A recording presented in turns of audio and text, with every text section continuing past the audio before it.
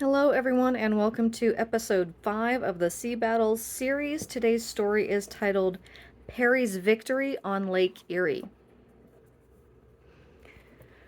The War of 1812 between England and the United States was the natural result of a long conflict between the two countries. Actually, they had not really been at peace with each other since before the Revolution. Two factors finally forced them into war. England was in the midst of a desperate struggle with Napoleon. In an effort to man her ships, she stopped all American merchantmen to hunt for deserters from the British Navy. When she had rounded up all of these, she issued the decree that all men born in England were English citizens and were liable to be drafted, or impressed, into His Majesty's Navy. Since great numbers of American citizens had been born in England, the United States was outraged by the constant kidnapping of her people. On land, also, England was objectionable to the Americans. The United States wanted to push England off the American continent for good, so she declared war on England on June 18, 1812. Lake Erie was then in the hands of the British. The United States wanted the lake because it was the most important waterway of the Great Lakes. So she gave Commodore Oliver Hazard Perry the title of Commander of Lake Erie and the Upper Great Lakes and told him to win his command. Perry took a captured British brig, the Caledonia, and 3 schooners, the Somers, the Tigris, and the Ohio, and 1 sloop, the Trippy, up the Niagara River. But the British bolted him up on the river so that he had to retreat to Presque Island in Erie. Here he added 3 schooners to his fleet. The harbor of Erie was well protected and spacious, and a most excellent place for Perry to build a fleet. But it had an extensive sandbar across the harbor's mouth. At times, the storms shifted the bar so that vessels of deep draft could not pass over it. At other times, the waters wore it down so the passage could be made quite readily. Just now, it was a dangerous, if not an impossible, obstacle. While Perry was trying to devise some method to get around the sandbar, Captain Robert Barclay, commander of the British forces on the lake, blockaded the harbor until Perry made hurried preparations for escape. On the 4th, one American brig, the Lawrence, was towed to that point of the bar where the water was deepest. Her guns had been dismounted and placed on the beach to make her as light as possible. It was proposed to get the ship over what is termed a camel. This is how Commodore Perry himself, in a report, described the procedure. 2 large scows prepared for the purpose were hauled alongside, and the work of listing the brig proceeded as fast as possible. Pieces of mast timber had been run through the forward and aft ports, and when the scows were sunk to the water's edge, the ends of the timbers were blocked up, supported by these floating foundations. The plugs were now put in the scows, and the water was pumped out of them. By this process, the brig was lifted quite 2 feet, though when she got on the bar, it was found that she still drew too much water. It became necessary, in consequence, to cover up everything, sink the scows anew, and block up the timbers afresh. This duty occupied the whole night. Barely had the Lawrence passed the bar at 8 o'clock the next morning when the enemy appeared. But the British were too late. Captain Barclay exchanged a few shots with the American craft and then withdrew. The Niagara was the next American ship to cross the bar. The others followed in succession. There were not enough men to man the vessels at first, but a draft contingent arrived from Ontario and frontiersmen volunteered. Soldiers were also set on board. On the 18th, the squadron sailed to look for the enemy. After cruising about some time, the Ohio was sent down the lake. The other ships went into Put-in Bay. Captain Barclay, who had been at Amherstburg, found that he was short of provisions. Up to this time, he had not cared to risk an engagement with the Americans, but now he was forced to do so. He prepared his ships for action and put out of Amherstburg on the 9th of September. The Lawrence spotted his squadron coming in from the northwest at dawn the next day. The Americans had more ships and heavy guns than the British. The British had a few more men. Both Americans and British were evenly matched fighters, so the Americans, with more ships and guns, had an advantage over the British. As the American squadron approached the enemy, Perry's straggling line, the ships did not seem to keep well together, formed an angle of about 15 degrees with the more compact line of the British. It was 11:25 when the British ship Detroit opened fire. After a miss, she hit the Lawrence. Almost immediately, the Scorpion retaliated with her long 32, but missed. The Lawrence shifted her port bow chaser and now opened up herself with her long 12s, followed by her carronades, but her shots fell short.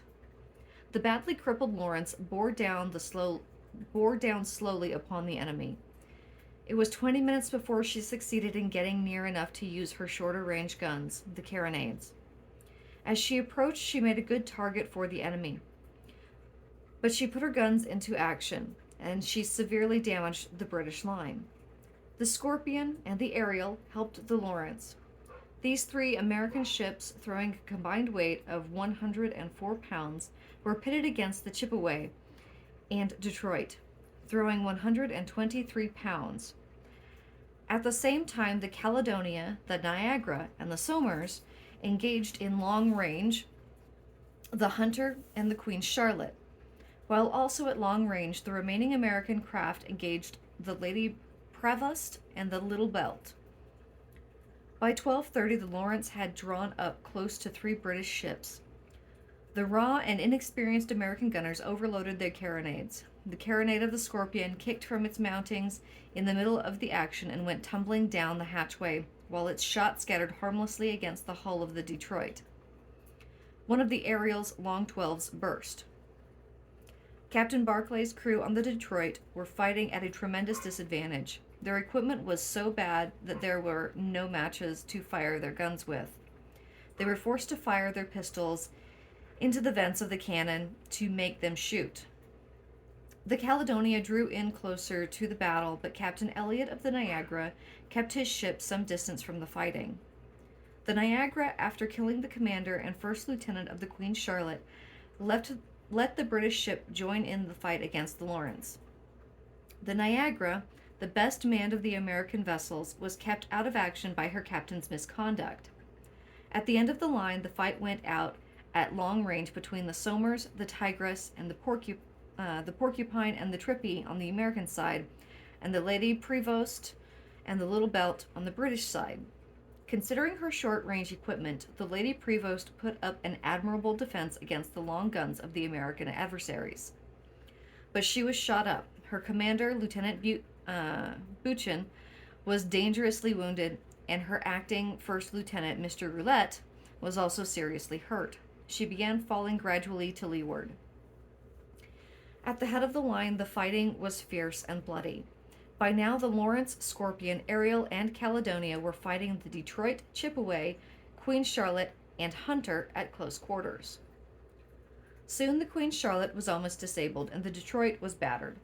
Her first lieutenant had been killed, while Captain Barclay was so severely injured that he had to be carried from the deck, leaving the command to Lieutenant Inglis. On board the Lawrence, affairs were even worse. Out of 103 men, only 19 were unwounded. In her wardroom, many of the wounded were killed outright by random shots of the enemy, which came hurtling through the thin wooden walls. Her first lieutenant, Mr. Yarnall, was wounded 3 times but kept the deck. The only other lieutenant on board, Mr. Brooks, was killed. Every brace was shot away. Only one usable mast remained. Her hull was a gaping sieve above the waterline. By degrees, her guns on the battle side had been all dismounted. As his crew on the Lawrence fell one by one, Perry called down through the skylight for a surgeon's assistant. When all the assistants were used up, he shouted into the wardroom, "Can any of the wounded pull a rope?"